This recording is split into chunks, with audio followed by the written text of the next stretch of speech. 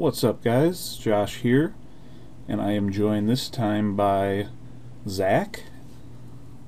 What's up, guys? Thanks for having me on. We've got another match with one of our clanmates here, Calavera against ChrisKool.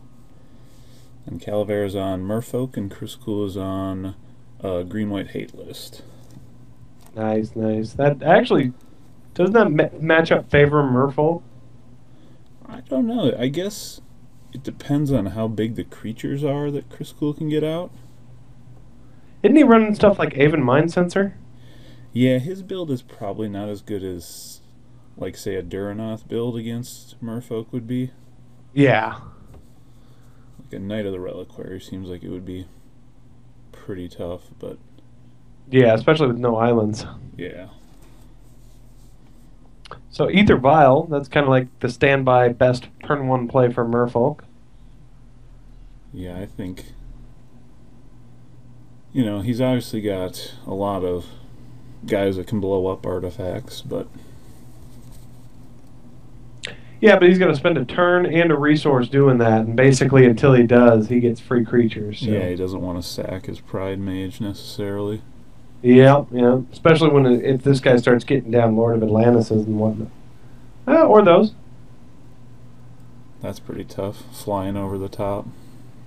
Yeah, those are spicy. What? Those are introduced about what, like a year and a half ago?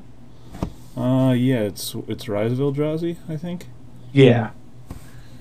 I think that's one of the cards that unlike the Lord from M13, who everyone immediately was like, "Wow, this fits right into Merfolk." I think this guy took his time after he was released, getting integrated into the legacy shells and whatnot. Well, it's a big mana commitment. Yeah. The M13 guy is definitely good in the sense now that they can just run all 2-drops with their Aether Vials, so Yeah. they don't have Well, to. and I think this guy fills out the top of the curve nicely, like even better than the 3-drop Lord, just because after turn 3, if Merfolk is like hitting lands, they're useless unless you have something to do with them, you know? Yeah.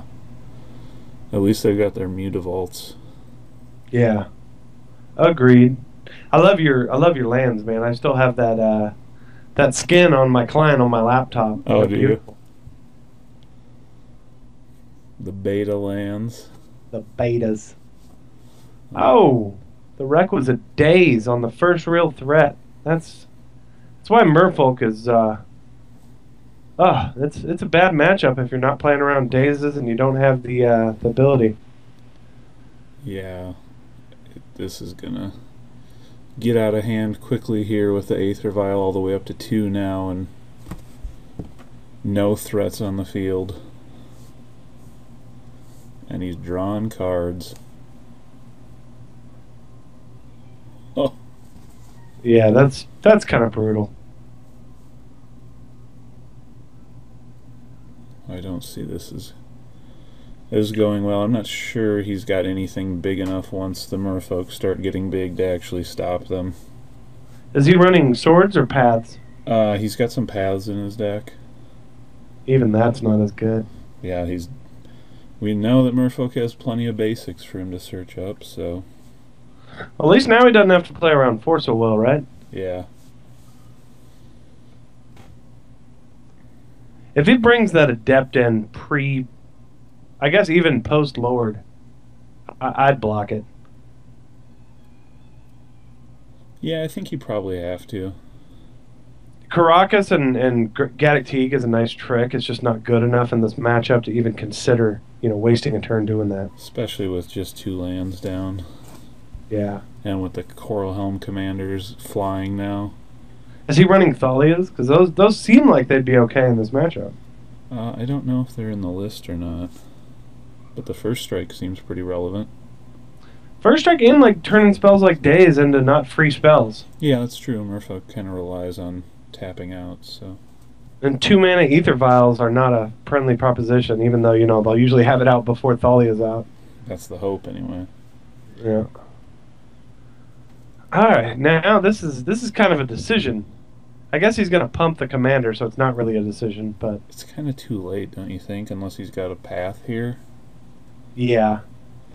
And really, that's the best play. If the guy has a path, he's got a great out. He could, in theory, kill that commander and one for one the Lord. Yep. But he has an Ether Vial, and that's always scary, too. Yeah, you could drop in another Lord right here. Yeah. Interested to see how this combat up. Yep, there it is. Another coral. So it doesn't pump, but I mean, it's still a huge flyer. Yeah, it doesn't pump, but there's like Threat Central over there on the other side of the table. And it'll pump next turn. So there's the end of that one. Yeah. Quick game. Alright, we're back for game 2 here. We saw a quick first game. We'll see if on the play ChrisKool can stabilize a little bit against Merfolk. Yeah. You gotta think he really needs an aggressive start. I mean, I wouldn't in this matchup. I wouldn't fear Daze. If he's on the draw, Daze is not as good anyway. So he opened on a Spirit Guide, so at least he's got a quick start. Oh, you know what? That's not the worst card. Puts him off all his fetches. Is that the one? I think that's the only thing it shuts down, probably. But it was enough, I guess, to... You know what? That's a great trade for him. Yeah. Are you kidding me? I'd make that trade all day. Make him pitch a Lord and use his force up. Yeah, and that's not... And Curse Catcher's really not that good in this matchup for Cal. I mean, it's okay. It's a body. It'll pump with the Lords, but... ChrisKool just passed turn without playing a second land, so... Yeah, that's... I don't really think he can keep that. I don't know. I mean, I guess he's got to thank his lucky stars that was Mutavault that didn't start with W. Yeah, but I mean... He's in serious trouble now. Yeah. Already. I mean, I don't know. He's down to 4 cards on the draw with 2 lands out. No Lords yet. He pitched one of the better Lords. He's still got a chance, but he's got to hit the land. Oh, he's got another one in the hand. That changes things. He's just got to hit an island now, and he's in real business. What? I don't like that. That gives him an island. I guess he can't use it this turn. Yeah, I still don't like that. I think I'd take my 3 damage, which is pretty negligible in the long run. And if you think about it, next turn, he wouldn't get the benefit of the land if he didn't draw the island. He could use it next turn, still only take 3 damage, and mitigate the other guy. It's interesting that Cal chose to sack his Curse Catcher on that one, rather than actually let it get past. So he must have, I don't know, maybe he drew an island this turn, but I would think you would play your Lord then. I don't know. No Daze? That's good for Mr. ChrisKool. At this point, it's just a 2/2 though, and it's not probably going to do much more. Yeah.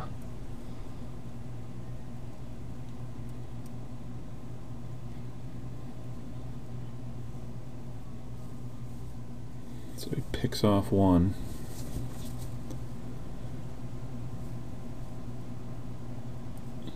Next turn he can come in for 8 if he wants, at least. That's brutal.